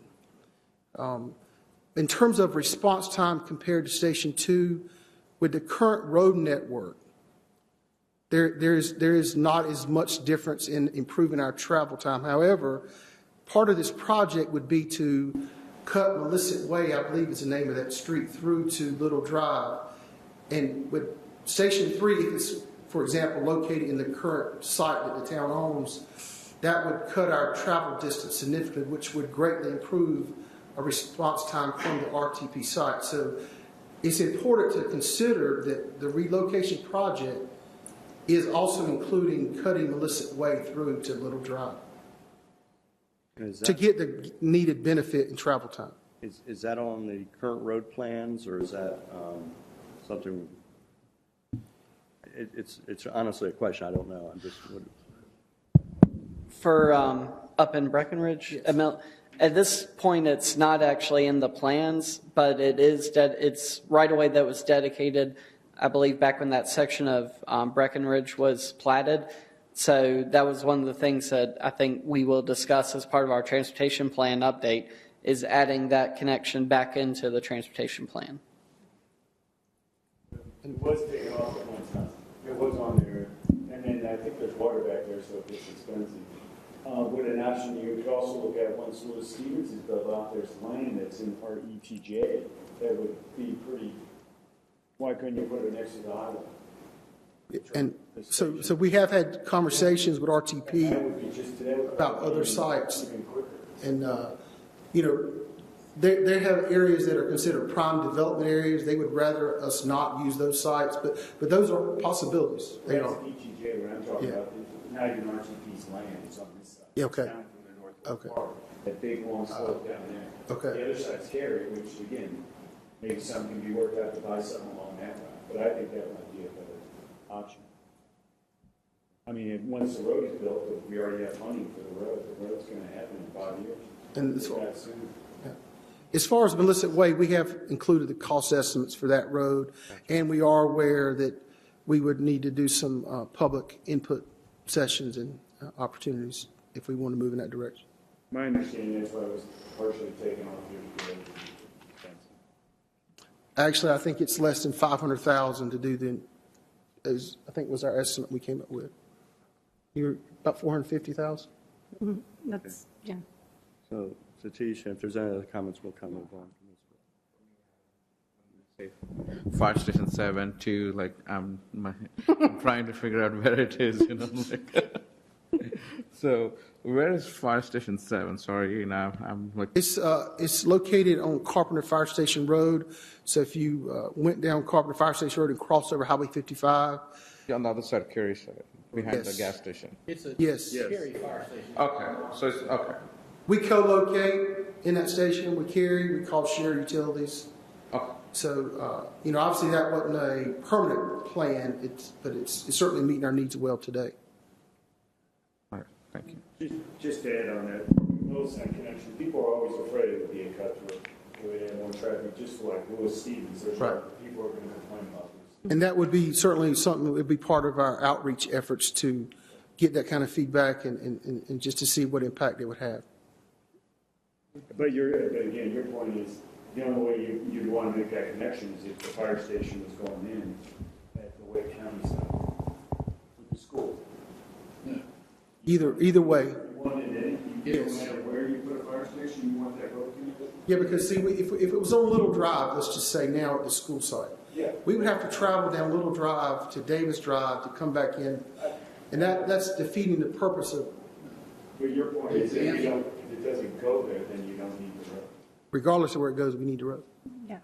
If we were to use the existing fire station site that is in RTP to make that site viable to reduce response times, we would need to cut the road from Millicent over to Little Drive.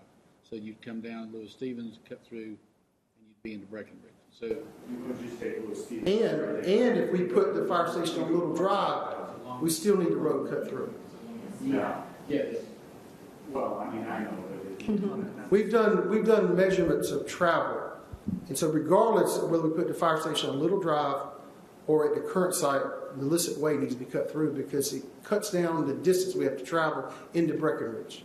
So that is needed regardless of which location. All right, we're going to move on. Yeah, I might offer that I think staff's gotten enough that we need to bring you back probably some more discussion just about the Northwest Fire Station, just as a separate issue.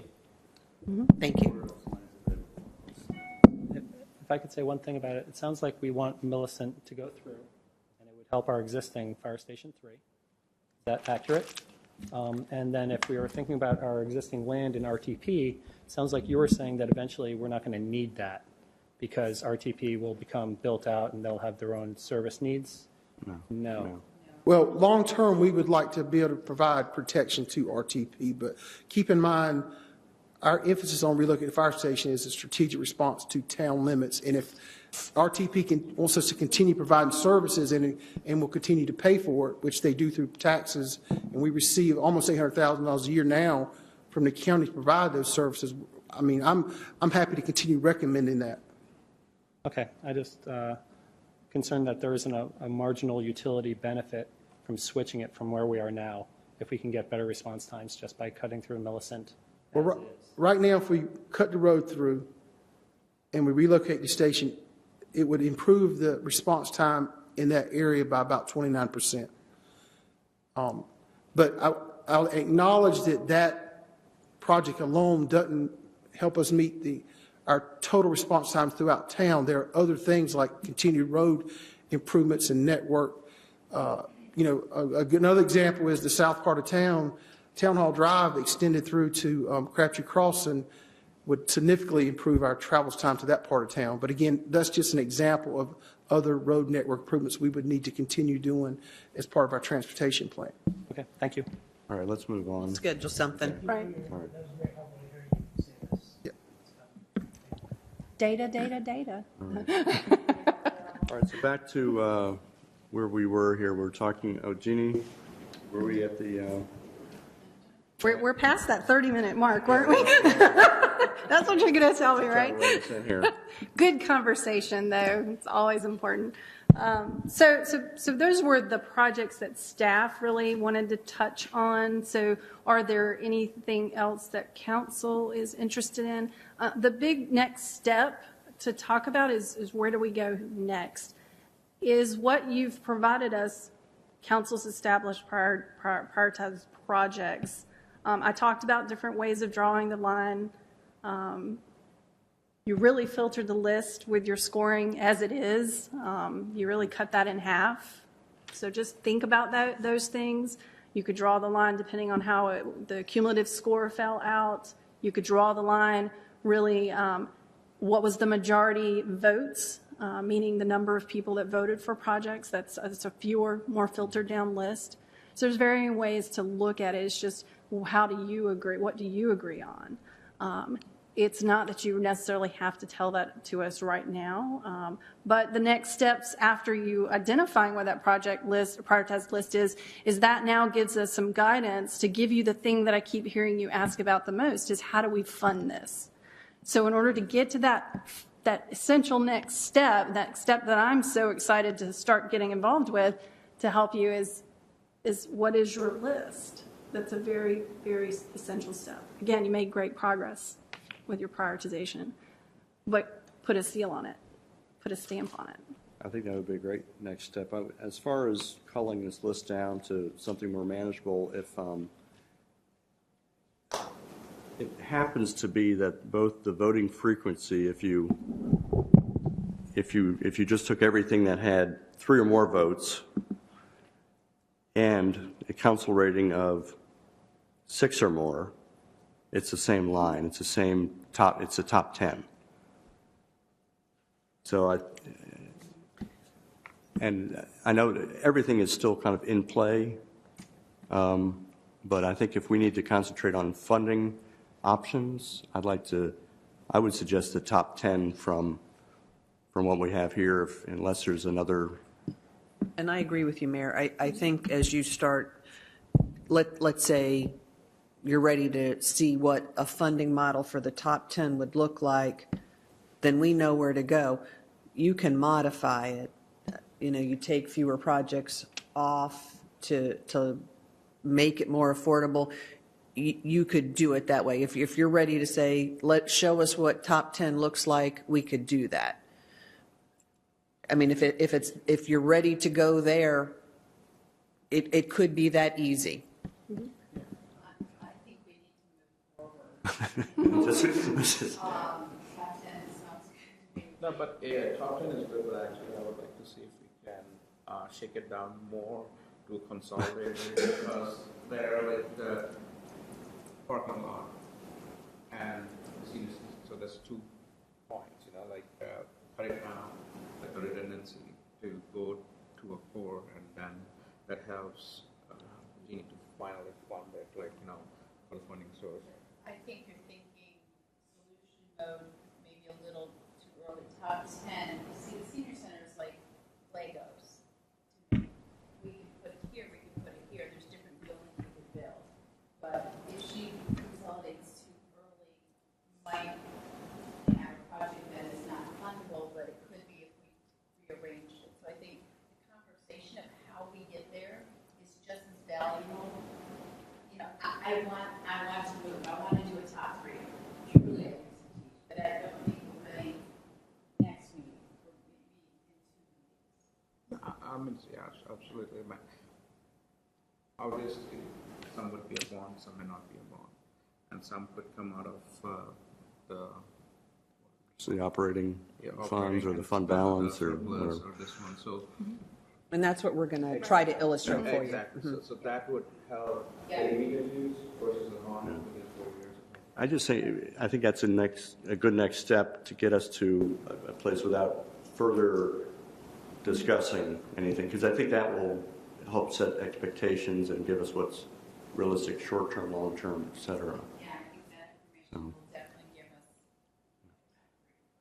us. And we all know if something happens, if there's something that just suddenly, and we know how these things can change on a dime sometimes, we may have something that's on the bottom of this list that suddenly, for whatever reason, a grant or a new government tells us to do something, it might all of a sudden raise itself. So, but we have to concentrate on something. We will get nothing done unless we start, So I'm said enough, I think. I'm going to have to hold things still for just a moment in time, focus on that, and plan from that. And you'll deal with the nuances that come every single day and the new influences and new information like grants and what have you. And we'll bring that information to you if it's material and significant that would move a project forward faster, because that's logical to leverage others' funding. That's a fundamental way of getting things done in an affordable manner. So certainly we would not bring that. And this is where 2 additional components will come out and be illustrated more effectively, which is phasing, because now it's not, we'll change it from that conceptual phasing to really how would it break down into funding years. And the second is some of these projects do have ongoing operational costs that you would then have to take into consideration. So this process will help illustrate those better for the whole picture. Could I chime in for a second? This was a concern that I had when we had this step of using the dot method, in that was treated as the council input. Because it was my impression that this would be one of many council inputs, but right now we are treating this as the council input. Because when you think about it, we gave these dots before we saw the CIP review team. So we are totally we're not giving that enough thought because that had nothing to do with our decision making. So I think we should take a step back. And it's my impression that this conversation today would be each of us discussing why we put the dots where we put them with the knowledge of what the CIP review team said. There's two things that are high and immediate that I gave no points to. I don't think that that's really a good outcome right now. I think it would be good for us, the people who did put points on those, could discuss why it's important, and I'd like to hear that input, and I might change my ratings. I thought that was how we can get to a better solution as a group. So I think we're just skipping a conversation that I think is important, because I don't know why you put your points where you put them. I just see them. I don't know why you did.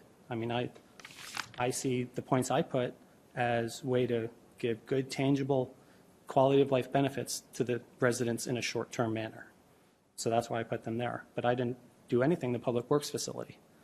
And obviously that's high and short term, so I need to go take a tour and figure out and speak to someone on staff there about why it's important. So I know we all want to move forward quickly, but I'd like us to sort of take a step back and discuss why the points are where they are in relation to what staff said is important.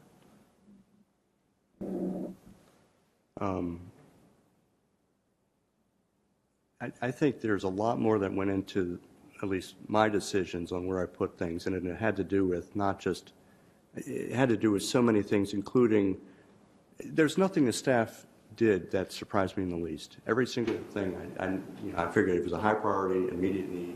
There was nothing, that surprised me about anything they did. My input was from listening to people, listening to staff, listening to businesses. I mean, that's what drove where I put my dots. So you may say it's a council thing, but it's a reaction from years and years and years of other input. And it probably has very little to do with, my personal opinion. It's developed from all these inputs over the years. So to me, it is a comprehensive input, and I think it's pretty clear that it lines up really well with what the staff was thinking. And it's not just me, but it's everyone. There's very little that's off the bell curve here. If you think there's a benefit with hearing from everyone, that's what we're doing here tonight. So we can, if you want to sit around and tell us why you picked what, let's have the conversation now.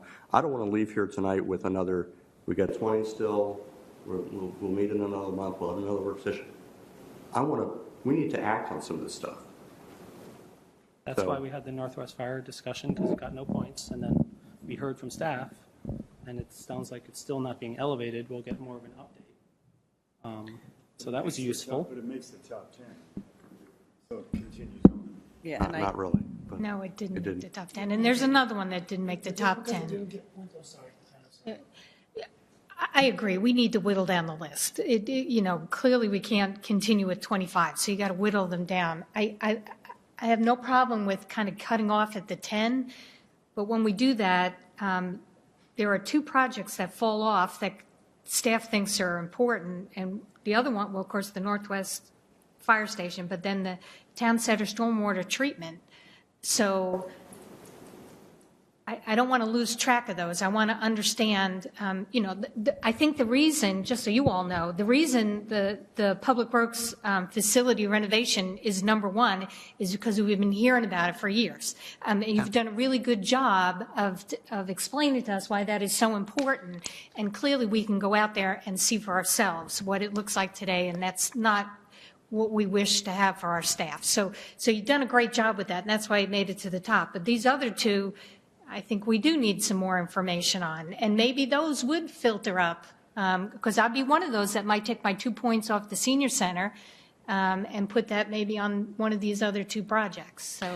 So I'll sort of speak on behalf of staff and the CIP review team. So we did meet on Monday, after the reports were compiled. So we could review and sort of see where disparities were and understand and talk about how council may have viewed those projects. We talked about the stormwater treatment at Town Center. And I'd say, you turn to Rich and he'd be able to describe to you the urgency. We left that one because we as staff think it will come to you again as a part of the Town Center core. So we were comfortable with that. We gave you the two. We really needed to understand your votes because we are always going to bring something you have to deal with to you. We're always going to do that, whether you like it or not. And that one is going to come back in some form or fashion. And then I don't know, what is the other one, Sawmill? What was the other one that? Fire station. Mill Creek stream restoration. Yeah. I did at one point. I knew, So- I knew that one was important. I You're got just too kissing up to confused. Rich, I know it. And so, and of course, Rich, with all respect, I mean, he's working in a regulatory world. He, and he'd be fighting for it if there was something so wrong with where things fell out to you. It is going to come back. And we know, just as you do, 2 years, it's going to come back to you again. But especially with the Town Center one, we did talk about that and know if we're talking about land in that area, it's going to be part of that conversation in some form or fashion. And so here's what I would share then. I think the fear then for me is that we focus on these other 10 and we start working towards funding them and wrapping our funding up on that in some other projects. And then what happens when we do need to fund these other, what happens when we do need to fund the Northwest Fire Station? And now our funding is wrapped up for several years in these other projects. And that's where I mentioned we're going to try to make sure we're illustrating, not just short-term, but long-term, all the big dollar things that are on your plate to deal with and when they might. That's part of the robust budget forecasting. And that's what the point I was making. I mean, financial models where even if something didn't get on the list, that there still could be viable financing models for doing the fire station. You would come to us with options, whether it's installment purchase or And Liz, I think the Public Works facility is a great example of one that was not on a top 10 list probably, 3 or 4 years ago. That's correct. But it's, it's there and it got its time. The reality is we can only do so much with what we have. We'd love to do all of these, but they'll just take time. So I don't think anything on this list ever really goes away. It certainly doesn't. And I think it's, for it to make the top 20 is really good, I think. I mean, that means there's a lot of focus on it. It just didn't, I think we just have to do, we do have to concentrate to get anything done. Yeah, this discussion helps us know what those informational items that we need to get you more attuned to what staff is doing. That's the good deliverable for us on both of these projects, those 2 projects in particular. Is there any project in particular, without going around the room one by one, is there anything people wanted to talk about? Why they voted for something or why they didn't vote for something? Vicki? I could start.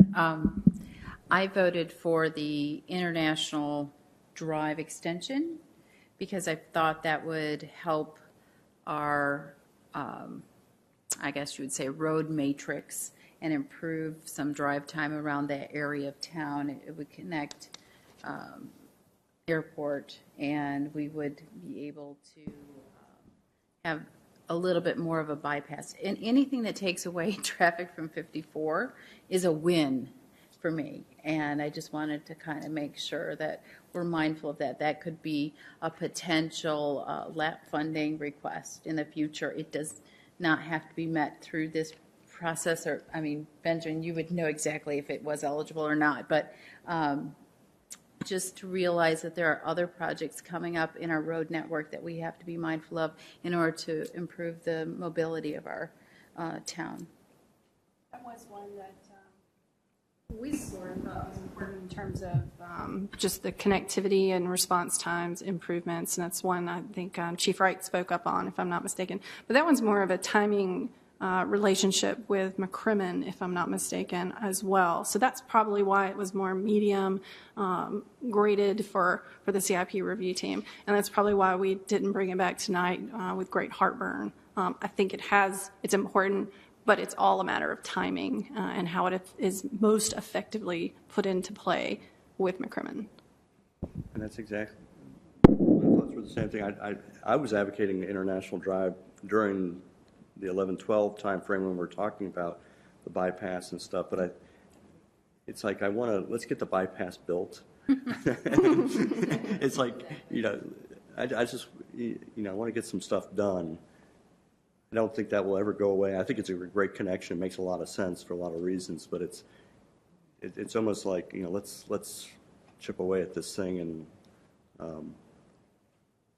so that's a perfect example when that's not going to go away. We'll probably always be there, and we'll be, when we have the available funding, I'm sure that's one of those. Right. I mean, I just wanted to demonstrate value. I think think the scenario too, though, with the McCrimmon bypass project completed, it's going to spur development in that area, and we may be able to get that road built like Yeah. And that's what I thought on a lot of these things. A lot of these things were, there's so many of them are crying out for private development versus the town footing the bill. So I think we've invested, the citizens we of this put in some town money. have invested heavily in that bypass, I think. Yeah, and I want to make sure, we've talked about this a little bit, and I want to just make sure that we're clear. When we talk about this top 10, it doesn't mean everything is disappearing off a list. It's just going to be, it's parked somewhere else. So we wouldn't start over from scratch, and it's not that information wouldn't be up there and updated periodically. It's just we're not going to focus on it. Okay. But that one did make the top 10, so that's the last one, right? Oh, that's when I just wanted to clarify what my thoughts were. I'm going to let TJ go ahead, because you wanted to tell us more about your thoughts, or had you mentioned all those? I mentioned it. Okay, all right. Anyone else wanted to share about why they wanted something or didn't want something? Especially for Michael, when you put that 54, Right of way. My logic is like the lab fund, over the Morrisville Carpenter, we're going to have to do that, we're going to have to invest money. We want to raise it up and get it higher priority. We're going to have to buy the right of way, we're going to have to do design. So is that, from what I know from Benjamin said, it's in the next 8-year plan or 5-year plan, right? The 54? Right, you're talking about phase 1 of 54. And I'll do a comment. I'm not saying anything about that's not an important expenditure of money, but it is not a CIP for the town because it is not a town asset. Same for the library. It's not that it's not an important consideration of how to spend money. It's just not a CIP project because we don't own that road. You could still devote money to that. It's just not a CIP project. So, and based on that, like CIP or not CIP, is it something that on a yearly basis, like start allocating money to that? Council bucket? could very well choose to do that. So that 5 years, if yes, at least you have 500,000 putting in, then you have 2.5, and that's a good chance. Okay. Yes. Those kind of things. Okay, because 54 is it hurts. So something that's part of the annual operating budget discussion. Okay. All right. Anyone else? Okay. Just for clarification, I'll send an email. I sent Martha why I had those through, but it was very short. But the town library wasn't about building the town library. You covered it in your 45-page document. It's about building maybe a second story that we control, that we use for other options, or parking for the town library, enlarging it, because again, I think everywhere, every time I read about Raleigh, Gary, goes downtown and forms and park. That's what the business community